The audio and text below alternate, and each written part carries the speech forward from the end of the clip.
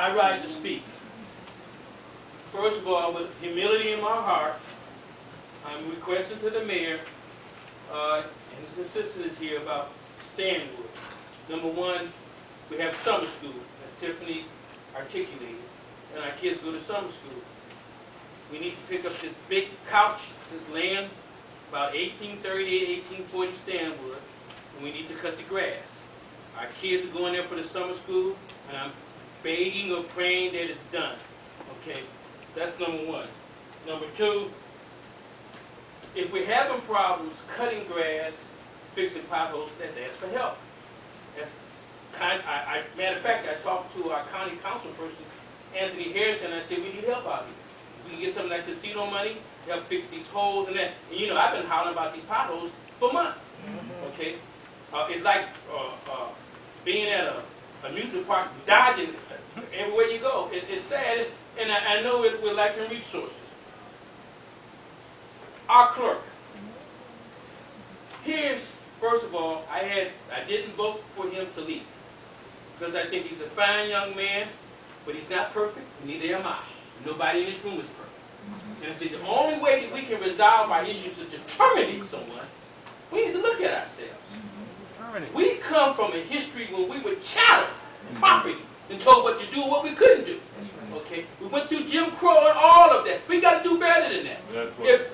If he was at worst a negative person, the worst thing we could do is suspend him for a week or suspend him, but to terminate him, that's overboard and it's too hard, and I feel strongly about that. I mean, we haven't always agreed. Okay, but what's right? What is right? I'm looking for work myself, so I know what he's got to deal with out here. In the meantime, while you're looking for work, you can't pay your bills. Right. The last thing, I didn't go to the meeting with Nina Turner because my group gave her $200, but I went to a meeting that the mayor was there, his assistant was there yesterday. So I went there because what's important. But I want to say something in closing about voter suppression. When I look at our history, when we couldn't vote, when women couldn't vote, when I look at the 1965 voting rights, and I look at all of that, and I know now, today, that you can vote by mail, you can vote early. How can you be suppressed? You're lazy, and you're apathetic, and you don't want to do your part.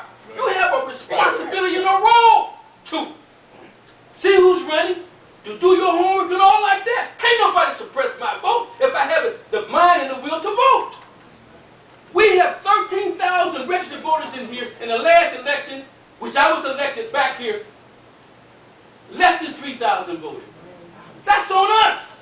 No matter what we say and do, unless we change that, we're not seen as legitimate.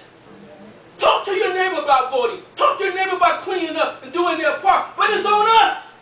Nobody really wants to come in here. In the discussions that we've had about merger, Cleveland don't want us and we don't want Cleveland. So let's do our part. If you don't vote, you don't count. I've spoken. Thank you. Thank you. I'll take that. Cleveland, that's a bucket.